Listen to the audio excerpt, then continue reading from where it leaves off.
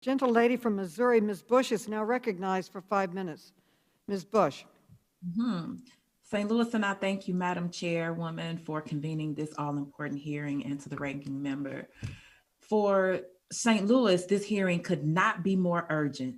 This is a crisis that has touched so many in my district, but its devastation has disproportionately been borne by Black families. Missouri is second only to West Virginia in the rate of opioid-related overdose deaths for Black people.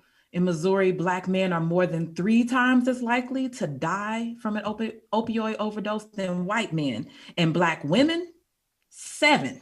We are 7 times more likely to die than white women. Nearly 60% of all drug overdoses in the state occur in St. Louis, and this is a crisis that has only worsened during the COVID-19 pandemic.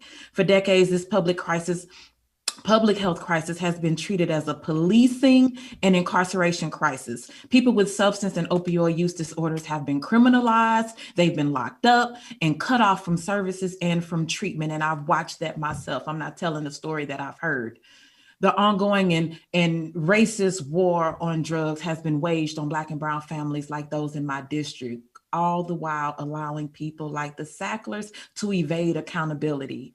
There should be no doubt that what the Sackler family has done is absolutely criminal. They are the chief architects of this crisis. They knew how addictive these medications were, and rather than prioritizing the health and the well-being of others, they prioritized and enriched themselves, profiting off the pain and suffering of other people. Thousands of lives have been lost and devastated because of a crisis that they helped to fuel. Ms. Plutz, thank you for sharing your story. I can only imagine how difficult it is to share your family's heartbreaking story and journey in such a public way, triggering the trauma of losing your son. Your strength and your resilience is something that no mother should ever have to carry. But you being here today is a testament to the families who have been harmed by this crisis, awaiting answers and demanding the accountability. You know, you mentioned to us that your son's 35th birthday is tomorrow, and I'd like to honor his memory. So briefly, if you can you tell us what Jeff was like before his battle with opioids, and then how the substance use changed him, just briefly? Thank you so much. Yes, and I couldn't think of a better way to honor his birthday than being here today. Jeff was a really amazing kid. He was known in high school as standing up for the underdog. And so he always had a flock of people around him and was very protective and caring of other people. He was outgoing, charismatic, just bigger than life, like he would fill an entire space. Even if there were other people around, he just took up the space with his charismatic ways. And addiction changed him in so many ways, and as I mentioned, he was in and out of jail. One of the things that I would like to mention is Jeff's shortest stay in jail was longer than his longest stay in treatment. Despite having excellent insurance and despite our family advocating for him to get treatment and him wanting treatment, he could not get it. You are exactly right. We are continuing to criminalize addiction in this country. The drug war is alive and well. And I would love I would love to address the racism and some of the issues that you brought up as well. But I just wanted to thank you first for the opportunity to talk about Jeff. Absolutely, and I have more for you. Okay. Because as a nurse, a community health nurse, where most of my patients were uninsured or underinsured, many of them transient or unhoused.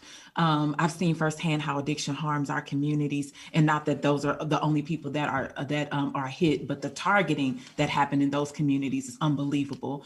And like so many others, Jeff was prescribed OxyContin after an injury. He was told to take the drug every 4 hours. I've seen it. I've been the one giving it because the doctor ordered it every 4 hours, regardless of the pain. Don't let the pain get out of control. Take the medication. And he followed his doctor's instructions. Do you believe that Purdue and the Sacklers are responsible for your son's death? I do, because that's where it all started. You know, over the course of the past 6.5 years after losing Jeff, I have questioned, what might have saved him.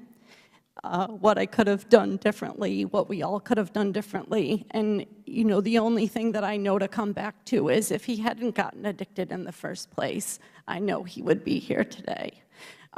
Every other solution is a maybe. Maybe he would have survived. Maybe treatment would have helped. Maybe if he hadn't been incarcerated, he would have survived. But the fact that he was prescribed that medication, the doctors did not educate us on the risks of that prescription is what started it all. And I'm very sorry for your loss. Thank you for sharing that, because for far too long, too many all over our country, far too many in my local district and beyond have gone without adequate insurance, without access to treatment and services, without trust that our system will not further criminalize them and lock them up. Far too often, those people are Black and brown, and it's imperative that we hold the Sacklers accountable, but it's also imperative that we build systems that support Black and brown people, systems that prioritize the needs of communities over the greed of corporations and just letting them get off like so many people that I've heard today. It's absolutely sad. We need systems that save lives. That is what our communities deserve. Thank you, and I yield back. The gentlelady yields back. The gentleman from Illinois, Mr. Davis, is now recognized for 5 minutes.